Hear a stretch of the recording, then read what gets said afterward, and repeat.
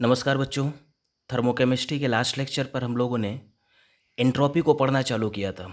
क्या पढ़ रहे थे हम लोग? एंट्रोपी। आज के लेक्चर पर एंट्रोपी को ही आगे प्रोसीड करते हैं and the name of the topic is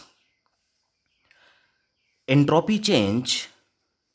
छोटे छोटे से 3-4 पॉइंट्स आएंगे, उसमें से पहला है entropy change for reversible isothermal process.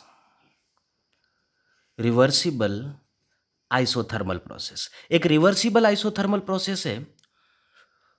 उस रिवर्सिबल आइसोथर्मल प्रोसेस में सिस्टम में कितना एंट्रोपी चेंज होगा, सराउंडिंग में कितना एंट्रोपी चेंज होगा, और अगर सिस्टम और सराउंडिंग के एंट्रोपी चेंज को जोड़ दिया जाए तो हमें टोटल एंट्रोपी चेंज या यूनिवर्स के एंट्रोपी चेंज मिल जाएगा।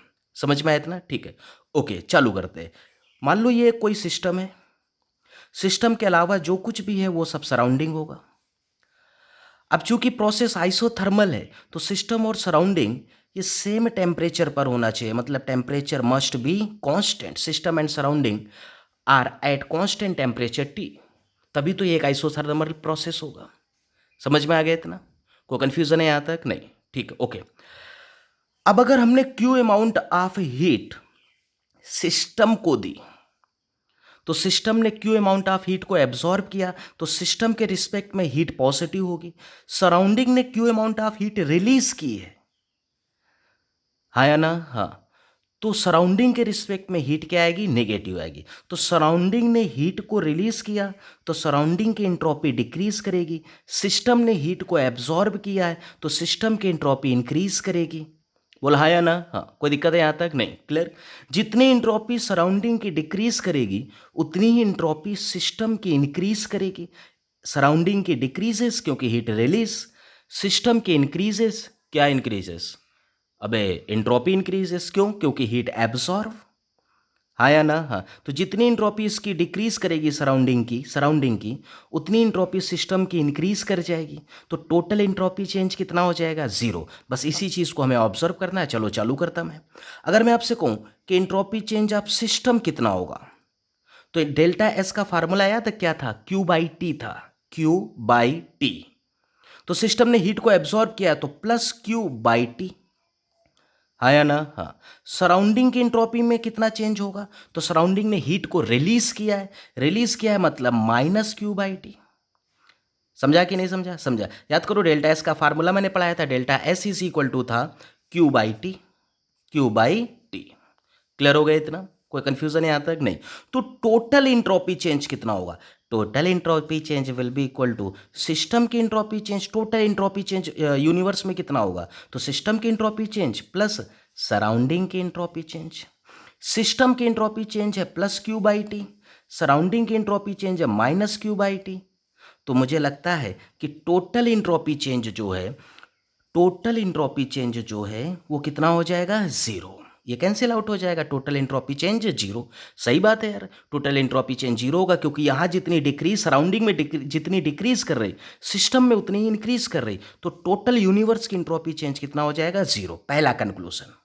दूसरा कंक्लूजन, अगर आप ध्यान से देखें तो सिस्टम की entropy change is minus times the entropy change of surrounding, तो बस यही दो रिजल्ट हैं जो हमें लर्न करने हैं। पहला रिजल्ट, किसी भी रिवर्सिबल आइसोथर्मल प्रोसेस में, बोलो मेरे साथ, रिवर्सिबल आइसोथर्मल प्रोसेस में टोटल एंट्रोपी चेंज कितना होता है? जीरो। और सिस्टम की entropy change is equal to minus times of surrounding का एंट्रोपी चेंज। कोई डाउट है यहां तक किसी को? नहीं, क्लियर, ओके। नेक्स्ट हम सीखने वाले हैं एंट्रोपी चेंज फॉर रिवर्सिबल ही रखा प्रोसेस को, लेकिन आइसोथर्मल की जगह एडियाबैटिक कर दिया। Reversible adiabatic process. अब एडियाबैटिक प्रोसेस पढ़ो, ये क्या लिखा है? एडियाबैटिक प्रोसेस में heat is not allowed to flow between system and surrounding. Q zero हो गया। अगर हीट का एक्सचेंज नहीं हो रहा है सिस्टम और सराउंडिंग के बीच में, हाँ या ना? हाँ। तो सिस्टम और सराउंडिंग की एंट्रोपी में भी कोई भी चेंज नहीं होगा क्योंकि क्यू की वैल्यू जीरो हो गई। सिस्टम ना तो हीट एब्जॉर्ब कर रहा है, सराउंडिंग ना ही हीट रिलीज कर रहा है। तो अगर मैं आपसे कहूँ कि delta S entropy change of system कितना होगा, तो आप कहेंगे Q by T, Q zero तो delta S system zero. Entropy change of surrounding कितना होगा, तो इंट्रोपी चेंज ऑफ सराउंडिंग भी जीरो हो जाएगा। क्लियर हुआ इतना। टोटल इंट्रोपी चेंज कितना होगा, तो total entropy change is equal to system की इंट्रोपी चेंज प्लस सराउंडिंग की इंट्रोपी चेंज, वो भी कितना हो जाएगा, जीरो। तो ये तीन रिजल्ट्स हैं जो हमें फिर से लर्न करने पड़ेंगे। They are entropy change for the reversible adiabatic process. फिर से समझाता हूँ। एडियाबैटिक प्रोसेस में heat is not allowed to flow between the system and surrounding. Heat is not flow between system and surrounding, तो ना तो सिस्टम की entropy change होगी, ना तो सराउंडिंग की इंट्रोपी चेंज होगी, और ना ही टोटल इंट्रोपी में कोई भी चेंज आने वाला है। समझ गए इतना? कोई डाउट है किसी को यहां तक? No doubt. ओके, आगे बढ़ते हैं। नेक्स्ट आता है, next point is entropy change for irreversible process. अभी तक प्रोसेस को कैसा लिया था हम लोगों ने, रिवर्सिबल। एक बार रिवर्सिबल आइसोथर्मल रखा था, दूसरी बार रिवर्सिबल एडियाबैटिक था। अब क्या था, इररिवर्सिबल प्रोसेस। वो कोई भी प्रोसेस हो लेकिन इररिवर्सिबल। समझ में आया इतना? कोई दिक्कत है यहां तक? नहीं, क्लियर। आगे, जितने भी इररिवर्सिबल प्रोसेस होते हैं, all irreversible process are natural processes. Yes, we know that. As well as जितने भी इररिवर्सिबल या फिर नेचुरल प्रोसेस होते हैं, सभी के सभी स्पॉन्टेनियस प्रोसेस होते हैं। कैसे प्रोसेस होते हैं? Spontaneous process. तो हम ये बात तो पहले से भी जानते हैं कि स्पॉन्टेनियस प्रोसेस या नेचुरल प्रोसेस या फिर इररिवर्सिबल प्रोसेस के लिए टोटल इंट्रोपी चेंज पॉजिटिव होता है। हमें बस यही रिजल्ट फाइंड करना है। यही रिजल्ट क्या करना है बेटा? फाइंड करना है। समझ में आ गया? फिर से बोलता हूं मैं, ध्यान दो। Irreversible processes are natural processes and all natural processes are spontaneous process, and for spontaneous process previous lecture पर हम लोग पढ़ चुके हैं कि टोटल इंट्रोपी चेंज पॉजिटिव होता है, मतलब delta S total is greater than zero. Clear? इसी चीज को हमें डेराइव्ड करना है, बस और कुछ भी नहीं। तो चलो देखो, सपोज करो कि it is a system, it is a surrounding. System का टेम्परेचर T1 है, सराउंडिंग का टेम्परेचर T2 है, और एक कंडीशन ले ली मैंने कि T1 is greater than T2। System का टेम्परेचर सराउंडिंग के टेम्परेचर से ज़्यादा है, तो system Q amount of heat को रिलीज कर देगा। सिस्टम किसको रिलीज करेगा? Q अमाउंट ऑफ हीट को रिलीज करेगा। तो सिस्टम के रिस्पेक्ट में हीट नेगेटिव होगी, सिस्टम की इंट्रोपी डिक्रीज कर जाएगी। Surrounding Q amount of heat को एब्जॉर्ब कर रहा है। अरे हाँ या ना? हाँ, कोई दिक्कत है यहाँ तक? नहीं, क्लियर। तो सराउंडिंग के रिस्पेक्ट में हीट पॉजिटिव होगी और सराउंडिंग की एंट्रोपी इंक्रीज करेगी। बात समझ में आया इतना? कोई डाउट है यहाँ तक? नहीं, क्लियर। ओके, तो अगर मैं आपसे पूछूं कि एंट्रोपी चेंज ऑफ सिस्टम कितना होगा, तो सिस्टम ने Q amount of heat release किया है, तो minus Q at temperature T1, तो minus Q upon T1। Entropy change of surrounding कितना होगा, तो सराउंडिंग ने क्यू अमाउंट ऑफ हीट को एब्सॉर्ब किया है and surrounding is present at temperature T2. तो delta S system is equal to minus Q by T1, delta S surrounding is equal to plus Q by T2। समझा कि नहीं समझा? समझा। कोई दिक्कत है यहाँ तक? नहीं। क्या ये याद करने? नहीं नहीं, कुछ भी याद वाद नहीं करना, हमें बस इस रिजल्ट तक पहुंचना, यहां तक पहुंचना बस। तो टोटल इंट्रोपी चेंज कितना होगा, तो total entropy change will B equal to system की इंट्रोपी चेंज प्लस सराउंडिंग की इंट्रोपी चेंज। सिस्टम की इंट्रोपी चेंज है minus Q by T1, surrounding की इंट्रोपी चेंज है प्लस क्यू बाई T2। एक काम करो, यहां से क्यू कॉमन ले लो। जब आप क्यू कॉमन ले लेंगे तो यह आ जाएगा माइनस T2 प्लस T1, मतलब T1 minus T2 divide by T1 T2 LCM ले लिया यार।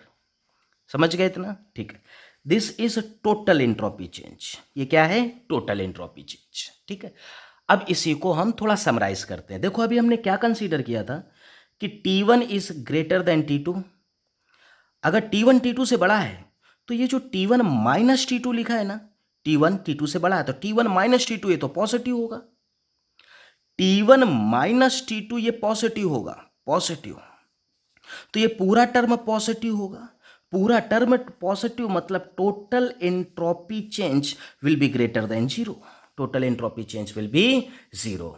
बोलो, डेराइव्ड हुआ कि नहीं हुआ? हुआ। कोई दिक्कत है यहाँ तक? नहीं। तो for any irreversible process total entropy change is greater than zero, या फिर फॉर इरिवर्सिबल या फिर नेचुरल प्रोसेस या फिर spontaneous process, total entropy change is always positive, total entropy change is always positive. तो ये रिजल्ट आया फॉर इरिवर्सिबल और नेचुरल और स्पॉन्टेनियस प्रोसेस। और कौन सा प्रोसेस बेटा? Spontaneous process. बात समझे कि नहीं समझे? समझे। कोई डाउट है यहाँ तक? नहीं। तो अभी तक हमने क्या क्या पढ़ा? पहला पढ़ा हमने entropy change for reversible isothermal process, दूसरा entropy change for reversible adiabatic process, और तीसरा पढ़ा entropy change for irreversible process. समझ में आ गया इतना? कोई डाउट है यहाँ तक? नहीं। ओके। अब हम क्या पढ़ने वाले हैं कि जब भी फेज ट्रांजिशन होता है, सॉलिड लिक्विड में कन्वर्ट हुआ, लिक्विड वेपर्स में कन्वर्ट हो रहे हैं, फेज ट्रांजिशन हो रहा है, लाइक फ्यूज़न हो रहा है या वेपराइजेशन हो रहा है, तो ड्यूरिंग फ्यूज़न या वेपराइजेशन भी तो एंट्रोपी इंक्रीज करती ना। फ्यूज़न का मतलब क्या हुआ? सॉलिड लिक्विड में कन्वर्ट हुआ, एंट्रोपी इंक्रीजेस। वेपराइजेशन का मतलब है कि लिक्विड वेपर्स में कन्वर्ट हुआ, एंट्रोपी इंक्रीजेस। ये बात तो सही है, एंट्रोपी इंक्रीज करेगी मतलब चेंज इन एंट्रोपी आएगा। अब हमें ये पता लगाना है कि ये जो फेज ट्रांजिशन हो रहा है, during this phase transition entropy जो चेंज हो रही है, तो आखिर कितनी एंट्रोपी में चेंज आ रहा है, मतलब न्यूमेरिकली हम फाइंड करने वाले हैं कि एंट्रोपी में कितना चेंज आ रहा है during the phase transition, during the phase transition. समझ में आ गया इतना? कोई डाउट है यहाँ तक? नहीं। क्लियर? तो चालू करते हैं नेक्स्ट टॉपिक को, and the topic is entropy change, entropy change for phase transition. कौन सा ट्रांजिशन बेटा? Phase transition. अब एंट्रोपी चेंज का सिंबल क्या था? Delta S. डेल्टा एस का फार्मूला क्या पढ़ाया था मैंने आपको? Q by T.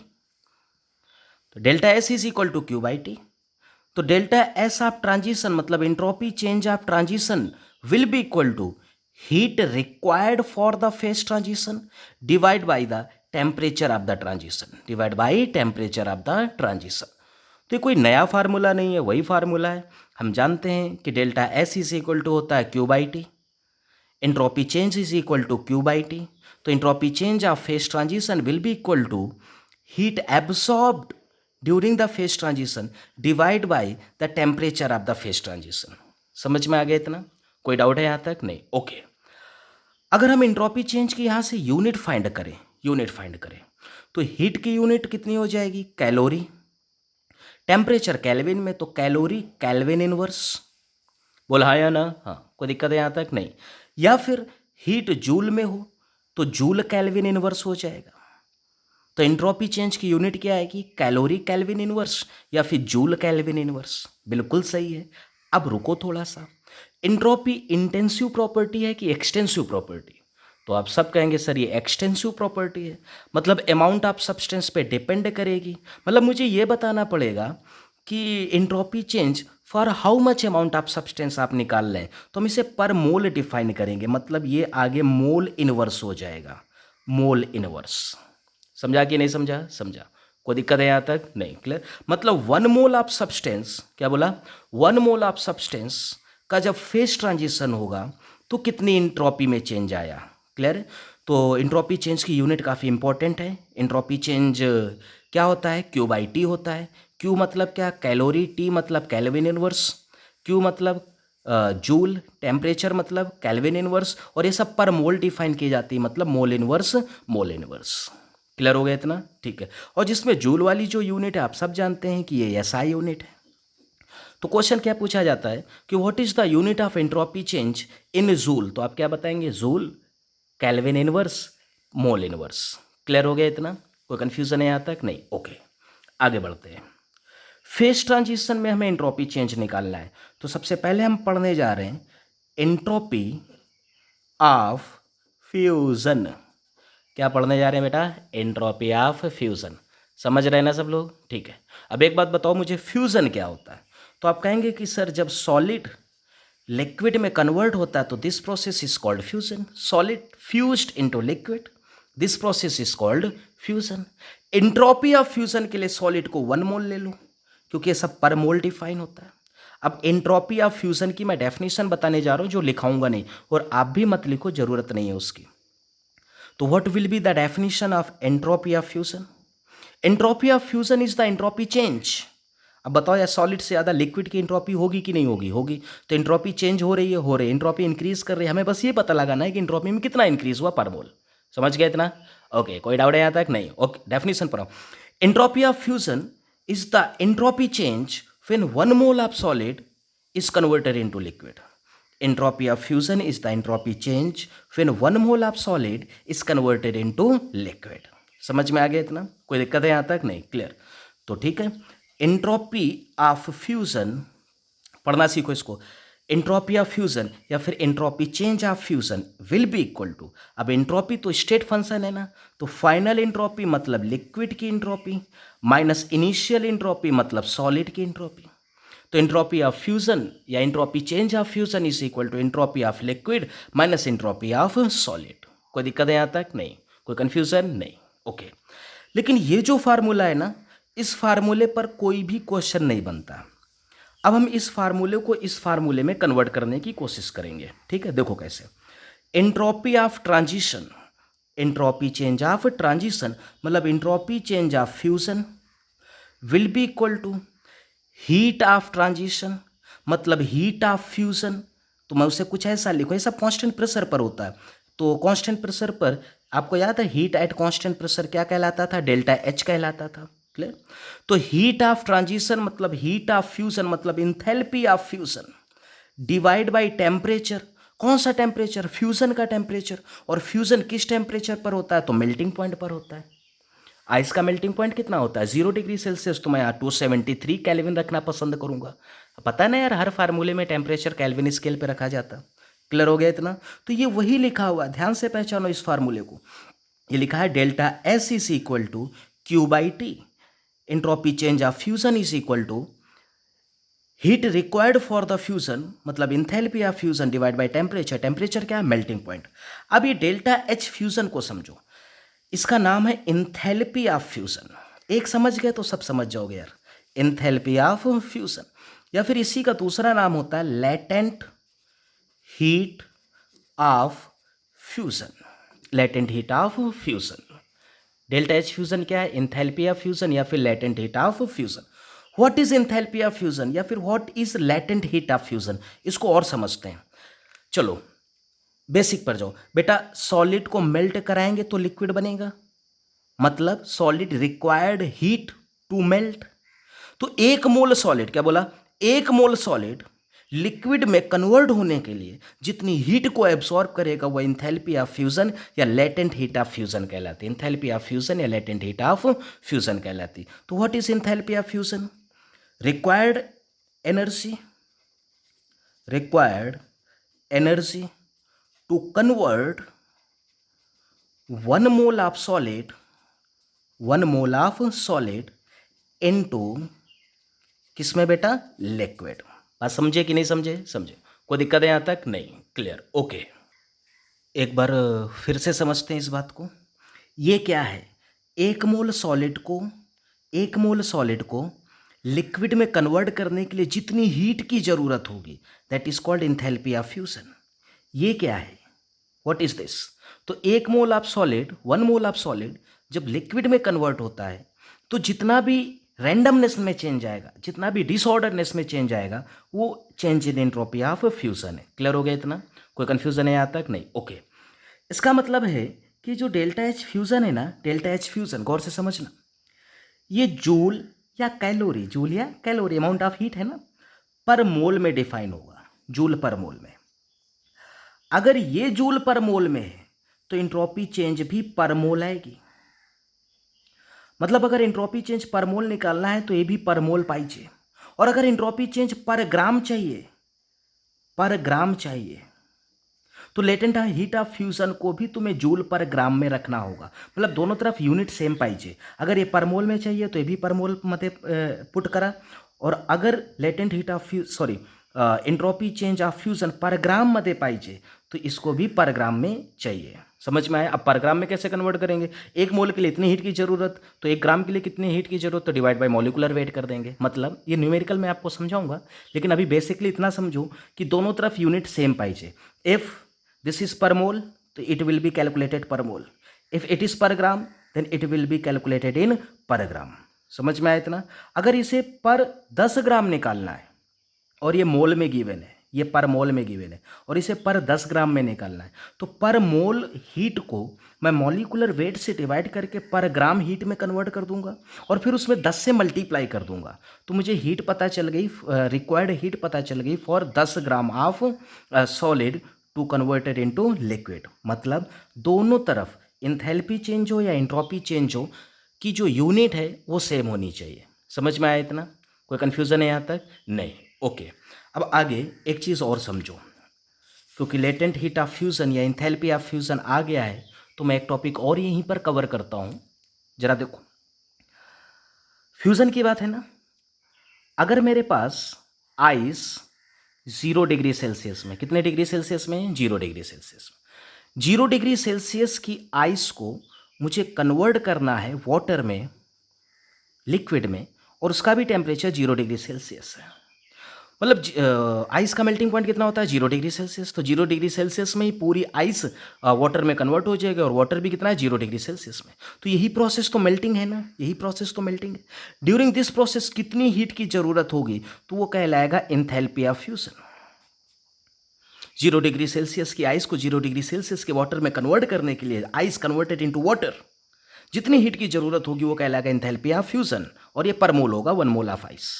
लेकिन अगर कोई कहे कि आइस जो है वो 0 डिग्री सेल्सियस में नहीं है, आइस वो -4 डिग्री सेल्सियस में थी, हाँ या ना, तो -4 डिग्री सेल्सियस में तो मेल्ट होता नहीं है, तो आइस पहले -4 डिग्री सेल्सियस से 0 डिग्री सेल्सियस में आएगी, मतलब वो अपने टेम्परेचर को बढ़ाएगी। तो -4 डिग्री सेल्सियस से 0 डिग्री सेल्सियस आने में आइस कितनी हीट को एब्जॉर्ब करेगी? तो आप कहेंगे sir Q is equal to MS delta T, temperature change हो रहा है, 4 डिग्री सेल्सियस टेम्परेचर चेंज हो रहा है, तो कितनी हीट को एब्सॉर्ब करेगी? MS delta T. एस क्या है? Specific heat. वाटर की स्पेसिफिक हीट कितनी होती है? 1। ये मैं पढ़ा चुका हूँ आपको हीट में। समझ में आया इतना? कोई कन्फ्यूज़न है यहाँ तक? नहीं। इसका मतलब है कि मुझे एक बात समझ में आ रही है कि आइस, एंट्रोपी खत्म हो चुका है, दूसरी बात चालू है यहाँ पर। आइस अगर -4 डिग्री सेल्सियस में, और मुझे उसे कन्वर्ट करना है वाटर 0 डिग्री सेल्सियस में, तो आइस जो है -4 डिग्री सेल्सियस से अपना टेम्परेचर बढ़ाते हुए पहले 0 डिग्री सेल्सियस में आएगी। कितनी हीट को एब्सॉर्ब करेगी? MS delta T. M कितना है? मास होगा यार, 1 मोल है तो 18 ग्राम ले लो। S 1 होता है, डेल्टा टी कितना है? 4। और आइस 0 डिग्री सेल्सियस से फिर कन्वर्ट होगा वाटर 0 डिग्री सेल्सियस में। This is fusion, this is not fusion. ये तो सिर्फ टेम्परेचर को उसने इंक्रीज किया है, -4 डिग्री सेल्सियस से अपने मेल्टिंग पॉइंट तक पहुंचा, तो कितनी हीट का एब्सॉर्ब किया? MS delta T. अब आइस जब मेल्ट होगा, पूरा का पूरा आइस 0 डिग्री सेल्सियस से 0 डिग्री सेल्सियस वाटर में, तो कितनी हीट को एब्सॉर्ब करेगा? तो एंथैल्पी ऑफ वेपराइजेशन कहलाएगी। अरे यार, वो एंथैल्पी ऑफ फ्यूजन कहलाएगी। क्लियर है? तो ये है fusion process, ice solid is converted into liquid. तो टोटल कितनी हीट एब्सॉर्ब्ड हुई? Total absorbed heat, total absorbed heat when ice at -4 degree Celsius is converted into water at 0 degree Celsius will be equal to MS delta T। समझ में आ रहा? This plus this मतलब enthalpy of fusion. Clear हुआ कि नहीं हुआ? हुआ। तो दो कॉन्सेप्ट आप एक साथ पढ़ रहे हैं। एंथैल्पी ऑफ फ्यूजन का एप्लीकेशन आपने पढ़ा, एंथैल्पी ऑफ फ्यूजन का एप्लीकेशन पढ़ा आपने, as well as enthalpy of fusion की हेल्प से इंट्रोपी ऑफ फ्यूजन तो आप पढ़ ही रहे हैं यहाँ पर। कोई डाउट है किसी को? कोई डाउट नहीं है, ठीक है, कोई डाउट नहीं। ओके, ये है इंट्रोपी ऑफ फ्यूजन। दूसरा आएगा, अब अगर ये बात आप सब समझ गए तो दूसरा बहुत ही आसानी से समझ सकते हैं। Second one is entropy of vaporisation. मैं इसे अलग से पढ़ाने वाला था लेकिन मूड आ गया तो यहीं पर ले लिया। Entropy of vaporisation. अब वेपराइजेशन क्या होता है? तो जब कोई लिक्विड कन्वर्ट होता है वेपर्स में, तो वो प्रोसेस क्या कहलाता है? वेपराइजेशन कहलाता है। Liquid is converted into its vapour, then process is called vaporisation. Entropy of vaporisation के लिक्विड को 1 मोल ले लो, तो what is entropy of vaporisation? Entropy of vaporisation is the entropy change when 1 mole of liquid gets converted into its vapours. Clear हो गया इतना? कोई confusion यहाँ तक नहीं? क्लियर? आगे देखो, तो अगर मैं डेल्टा एस ऑफ वेपराइजेशन पूछूं, तो डेल्टा एस स्टेट फंक्शन है, मतलब फाइनल एंट्रोपी, मतलब entropy of vapours minus entropy of liquids. Liquid ये एस हटा दो यार, कोई फर्क नहीं पड़ता उससे। तो entropy change of vaporisation will be equal to entropy of vapour minus entropy of liquid. ये पहला फार्मूला, लेकिन ये फार्मूला किसी काम का नहीं है, तो हम दूसरे फार्मूले की तरफ चलेंगे। Entropy of vaporisation will be equal to heat of vaporisation, मतलब delta H vaporization divide by temperature of vaporization. और वेपराइजेशन का जो टेम्परेचर है वो बॉइलिंग पॉइंट कहलाता है। क्या कहलाता है? Boiling point. Clear? What is delta H vaporisation? This is a enthalpy या फिर हीट ऑफ वेपराइजेशन। यही तो क्यू था ना, एंथैल्पी ऑफ वेपराइजेशन, या फिर इसी को हम बोलेंगे लेटेंट हीट ऑफ वेपराइजेशन। कोई दिक्कत है यहाँ तक? नहीं। ये भी पर मोल डिफाइन होगा, मतलब जूल पर मोल गिवन हो सकता है या फिर ये कैलोरी पर मोल गिवन हो सकता है। अगर ये पर मोल है तो एंट्रोपी चेंज भी पर मोल आएगा। अगर एंट्रोपी चेंज पर ग्राम चाहिए और ये पर मोल गिवन है, तो मॉलिक्यूलर वेट से डिवाइड करके इसको पहले पर ग्राम में कन्वर्ट करो। अगर ये पर ग्राम चाहिए तो ये पर ग्राम पाइजे, पुराने वाले की तरह। अगर ये पर मोल चाहिए तो ये भी पर मोल पाइजे। बात समझा कि नहीं समझा? समझा। कोई डाउट है यहाँ तक? नहीं, कोई डाउट नहीं है। ठीक है, अगर इतनी बात आप समझ गए तो आगे देखो। यहाँ से आपका एंट्रोपी ऑफ वेपराइजेशन खत्म हुआ। बस यही है एंट्रोपी ऑफ वेपराइजेशन या entropy change of vaporisation. Clear है इतना? अब मैं आपको एंथैल्पी ऑफ वेपराइजेशन को और ज़्यादा समझाने की कोशिश करूँगा। एंथैल्पी ऑफ वेपराइजेशन तो समझते हैं इस डेल्टा एच वेपराइजेशन के बारे में। क्लियर है? देखो, अगर मेरे पास क्या यार, मेरे पास तो कुछ भी नहीं है, जो है तुम्हारे पास। अगर हमारे पास वाटर 100 डिग्री सेल्सियस पर है, तो वाटर का बॉइलिंग पॉइंट भी कितना होता है? 100 डिग्री सेल्सियस। तो 100 डिग्री सेल्सियस पर वाटर जो है अपने वेपर में कन्वर्ट होगा, और वो वेपर भी कितने डिग्री सेल्सियस में आएंगे? 100 डिग्री सेल्सियस में। तो 100 डिग्री सेल्सियस के वाटर को 100 डिग्री सेल्सियस वेपर में कन्वर्ट करने के लिए, ये है vaporisation. Temperature remains constant when any fluid reached till its boiling point. तो टेम्परेचर कांस्टेंट हो जाएगा, जितनी हीट देंगे वो उसका फेस ट्रांजिशन कराएगी। क्लियर? तो जो हीट रिक्वायर्ड होगी वो एंथैल्पी ऑफ वेपराइजेशन कहलाएगी। क्लियर हो गया इतना? कोई दिक्कत है यहाँ तक? नहीं। सोल्यूशन टॉपिक में हमने आपको पढ़ाया था कि वाटर जब तक 100 डिग्री सेल्सियस में नहीं पहुंचेगा तब तक उसका टेम्परेचर बढ़ेगा, और एक बार वाटर अगर 100 डिग्री सेल्सियस पे पहुंच गया तो उसका टेम्परेचर कांस्टेंट हो जाएगा। अब जो वो हीट आप दे रहे हैं, बार बार हीट दे रहे हैं, वो एंथैल्पी ऑफ वेपराइजेशन कहलाएगी, और वो हीट वाटर का फेस ट्रांजिशन करेगी, वेपर स्टेट पर लेकर आएगी, और टेम्परेचर अगेन 100 डिग्री सेल्सियस। लेकिन कोई अगर ये कहे कि नहीं सर, वाटर तो हमारे पास 0 डिग्री सेल्सियस में था, तो मैं कहूँगा कि 0 डिग्री सेल्सियस तो वाटर का बॉइलिंग पॉइंट है नहीं। अब जब आप 0 डिग्री सेल्सियस के वाटर को हीट देंगे तो वाटर अपना टेम्परेचर बढ़ाएगा, बढ़ाते बढ़ाते कहाँ तक जाएगा? अपने बॉइलिंग पॉइंट तक जाएगा। तो कितनी हीट एब्जॉर्ब करेगा? तो Q is equal to MS delta T. Delta T कितना आएगा? 100। M कितना? अगर ये 1 मोल है तो 18, 2 मोल है तो 36, 3 मोल वाटर है तो समझ रहे ना यार, स्पेसिफिक हीट 1 होती है। एनी डाउट है यहाँ तक? नहीं, कोई डाउट नहीं है। क्लियर? तो अगर मैं आपसे कहूँ कि मेरे पास वाटर 0 डिग्री सेल्सियस में, मैं इसे कन्वर्ट करना चाहता हूँ वेपर 100 डिग्री सेल्सियस में, तो कितनी अमाउंट ऑफ एनर्जी या कितने अमाउंट ऑफ हीट की रिक्वायरमेंट होगी?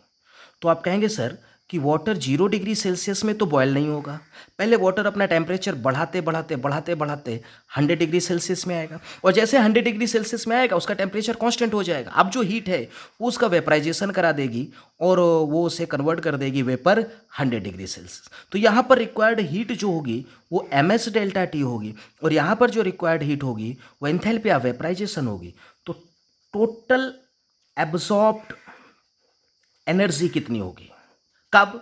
जब वाटर 0 डिग्री सेल्सियस से कन्वर्ट हो रहा है वेपर 100 डिग्री सेल्सियस में। तो आप कहेंगे MS delta T. Delta T कितना है? 100 प्लस एंथैल्पी ऑफ वेपराइजेशन। सही की गलत? सही। कोई कंफ्यूजन है यहाँ तक? नहीं। अब मैं क्या कर रहा हूँ, जो इंथैल्पी ऑफ फ्यूजन था, जो प्रीवियस टॉपिक में मैंने पढ़ाया, और जो ये इंथैल्पी ऑफ वेपराइजेशन है, दोनों को मर्ज करके मैं ऐसा कुछ बनाना चाह रहा हूँ कि मेरे पास आइस है -4 डिग्री सेल्सियस में, -4 डिग्री सेल्सियस की आइस थी। मैं चाहता हूँ कि इसको कितनी हीट दी जाए कि ये कन्वर्ट हो जाए water vapour eight 100 degree Celsius. 4 degree, -4 degree Celsius की आइस को कितनी हीट मैं सप्लाई करूं कि वो 100 डिग्री सेल्सियस के वेपर्स में कन्वर्ट हो जाए। तो आप कहेंगे सर कि ये जो आइस है, आप समझ रहे हैं ना, पुराना वाला और ये वाला मैंने मर्ज कर दिया।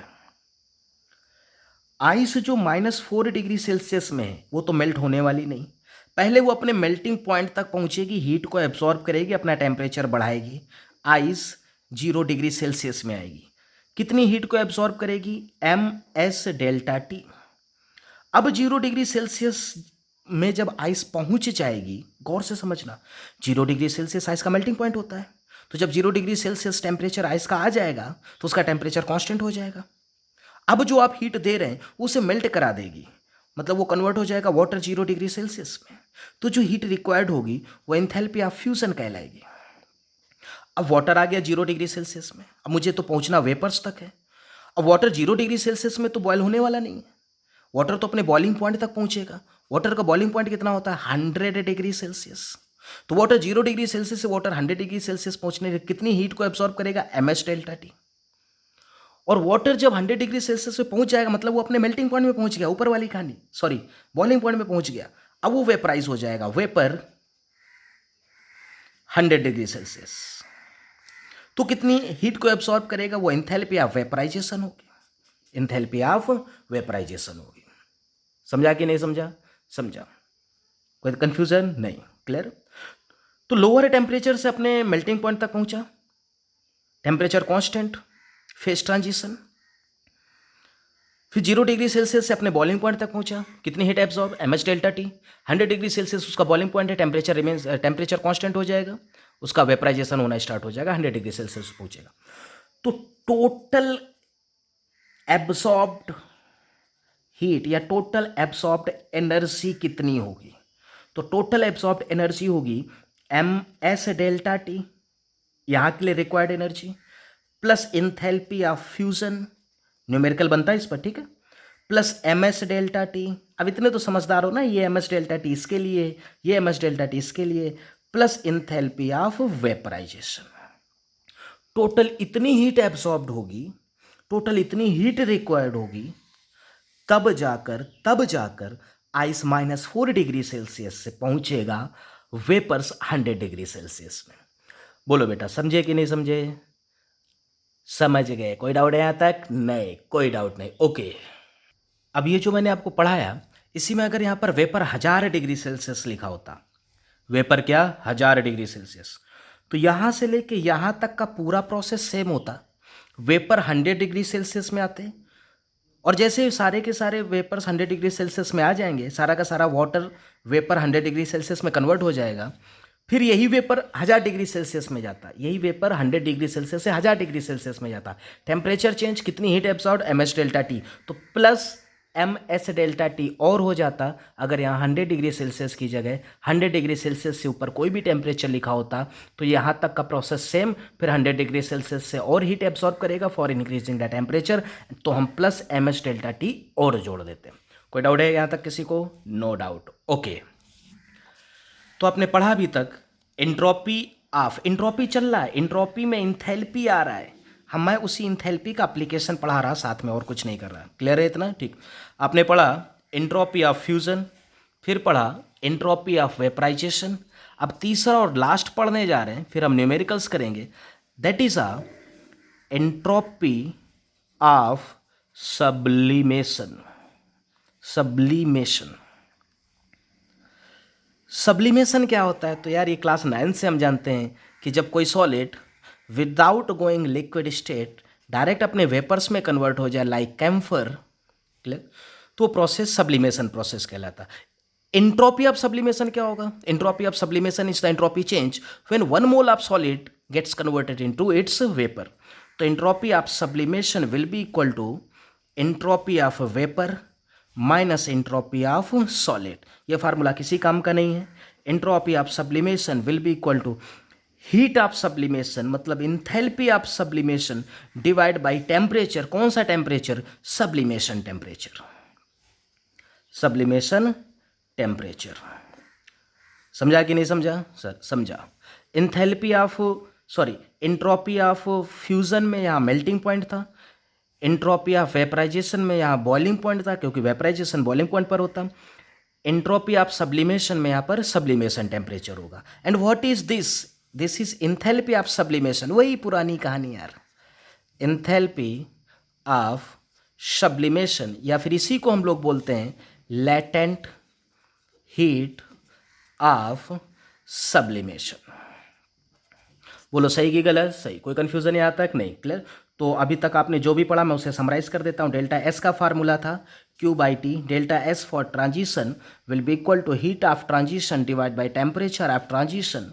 तो entropy change for fusion will be equal to heat of fusion या enthalpy of fusion या latent heat of fusion divided by temperature। temperature कौन सा? melting point।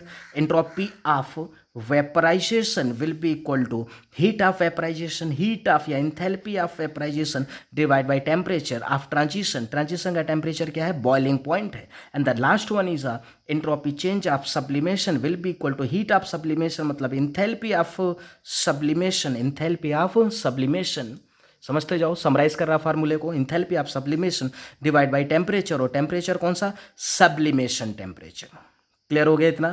तो ये सारे फार्मूलाज हमें याद होने चाहिए। और मोस्ट इंपॉर्टेंट बात, यूनिट मस्ट सेम। अगर पर ग्राम एंट्रोपी चेंज पूछा है तो ये सब भी पर ग्राम चाहिए। अगर पर मोल एंट्रोपी चेंज पूछा है तो ये सब भी पर मोल मध्ये पाहिजे। कोई डाउट है किसी को यहाँ तक? नो डाउट सर, बस करो, बहुत पढ़ा दिया। नहीं, और पढ़ो अभी। अभी तो न्यूमेरिकल्स पढ़ना है हमको। इसको क्या पढ़ना है? न्यूमेरिकल्स। ठीक है, चलो क्वेश्चन करते हैं। क्या है क्वेश्चन? हरे हरे हरे हम तो दिल से हारे। तुम मत हारो यार, तुम्हारी उम्र नहीं अभी इतनी। चलो देखो, सेट करता पहले। ठीक है, कहता है कि the enthalpy change for the transition of liquid water to steam. Liquid water to steam मतलब ये वेपराइजेशन का केस है। इस इतना 40.8 किलो जूल पर मोल एट 373 केल्विन। सही बात है यार, वाटर स्टीम में 100 डिग्री सेल्सियस मतलब 373 केल्विन में कन्वर्ट होगा। इंथैल्पी ऑफ वेपराइजेशन दिया है। कहता है कि entropy change for the process बताओ। तो उसने नहीं कहा है ना कि पर ग्राम बताओ कि पर मोल बताओ, क्या बताओ। तो फिर हम पर मोल ही निकालेंगे। क्या निकालेंगे? Per mole. Clear? Entropy change for vaporization चाहिए तो फार्मूला यूज करो। Entropy change of vaporisation will be equal to enthalpy change of vaporisation divide by temperature, और टेम्परेचर कौन सा आएगा? Boiling point.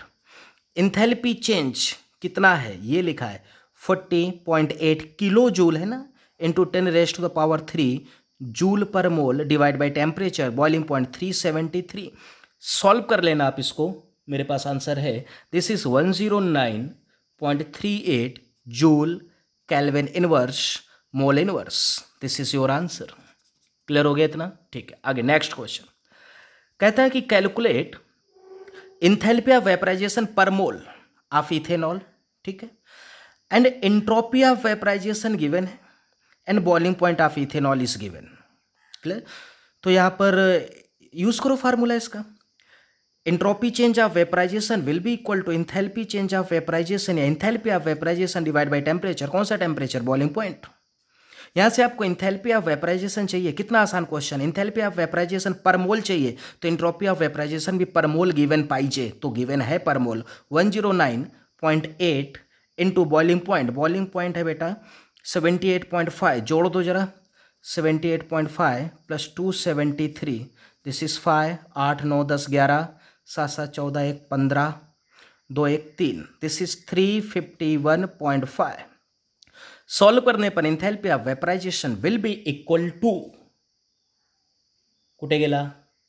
हो, इकडे आहे 38.5 ये किलो जूल पे मैं लिख रहा, ठीक है ना। आंसर ये डेल्टा एस किस में दिया है, जूल पे, मैं आंसर किस में लिख रहा, किलो जूल पर मोल।